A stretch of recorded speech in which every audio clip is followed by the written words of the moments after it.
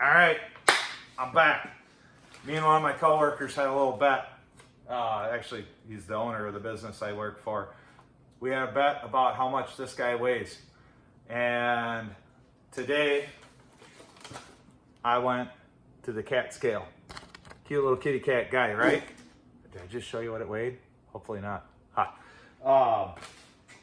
Our bet was, he said this thing's closer to 5,000 pounds. I said it's closer to 4,000 pounds.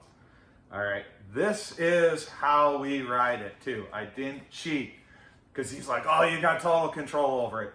I didn't cheat. All right, so it is full of gear. I stopped and filled it with fuel. I could probably get another gallon or two in it, but it's full enough that it didn't puke out. The only things it's missing is it's missing the cooler. It's missing my tool bag. I'm gonna call the cooler 15 pounds. Half a dozen sodas, couple of teas, couple of waters, couple of sandwiches, lightweight little Playmate cooler thing, 15 pounds. Tool bag, 40 pounds. I carry a fair amount of tools. It's probably 40, maybe it's 50, close enough. We scaled it with me in it. So my pants are saying I'm kind of fat right now. So I'm calling myself 240. Might be 250, but I'm erring on the side of maybe it's 240. Probably not.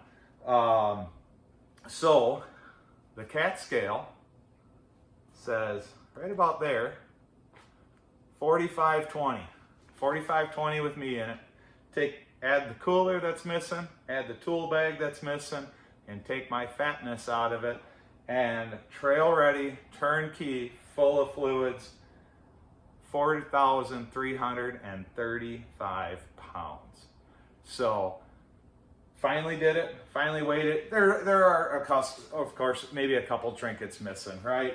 As I was sitting down here to do this video, we normally carry a spill kit. Wisconsin Coalition of Four-Wheel Drive, the clubs, they do, the coalition does a spill kit.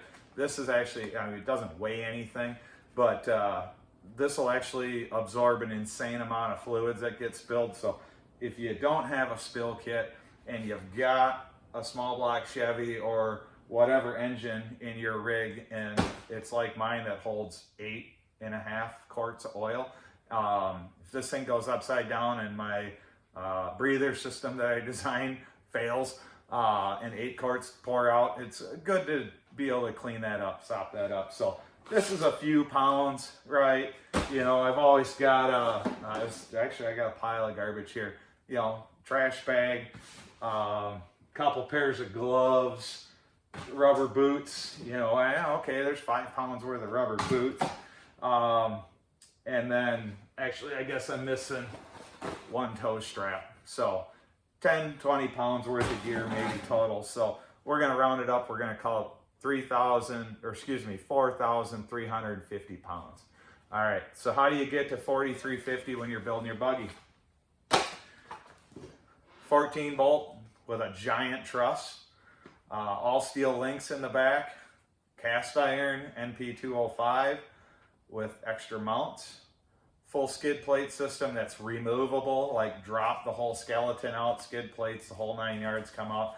I could have probably built that lighter. Dana 60 in the front, leaf springs.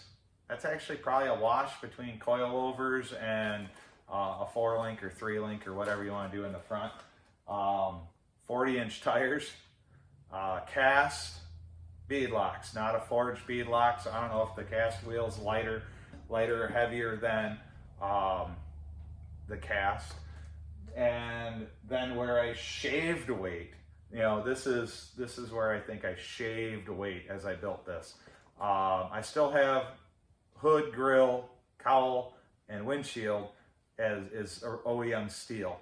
But like that panel right there, that square is polycore.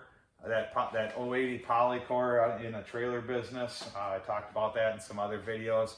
The side panels on both sides, and then the rear, like, I don't know, it's kind of like got an arched tail light thing that I did that follows the cage.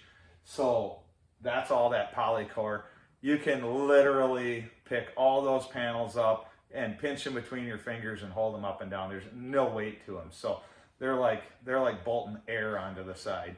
I have had some issues though where it looks like my hardware choice isn't working out well.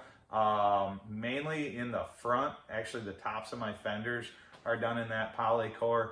I don't know if the front is moving around a little bit, but it keeps working a couple of the fasteners loose.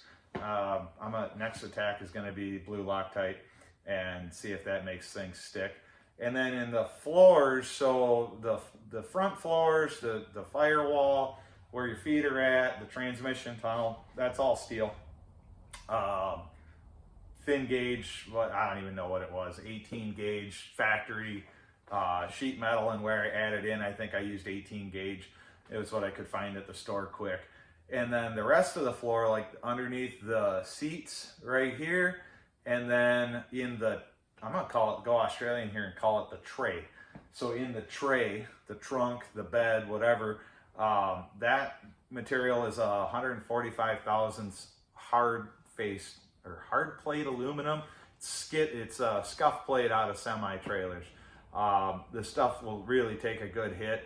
It's kind of heavy, but it's aluminum, so it's really strong and probably has a little bit less weight than putting a stronger version of that in for as a steel component into the floor. My skid plate pan that's underneath this thing is also done in that 045.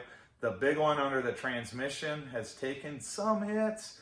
The front portion of it under the engine oil pan has taken some pretty hard hits, and it's moving the aluminum around, so I probably have to do something with that this winter, cut the dented stuff out and weld in some braces, do whatever.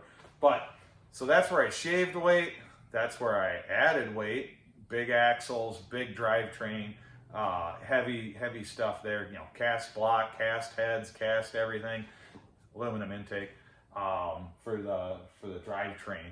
But 4350 is the number I'm calling this thing, and that's going to be really important coming up when I let you guys know what we're doing next. And I'll give you a little teaser. What we're doing next involves the van from 2 videos ago that got totaled officially. Got back from Missouri, the van is totaled. Copart has that at auction. Probably going to be in Madison, Wisconsin area. That'll be a good builder for somebody, not me. I mean, it drove. We did 1,500 miles after the accident. So, but van is gone. Adios, out, and we got something big coming.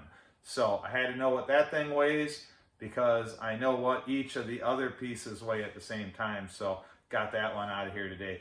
Thanks for watching. And I won the bet.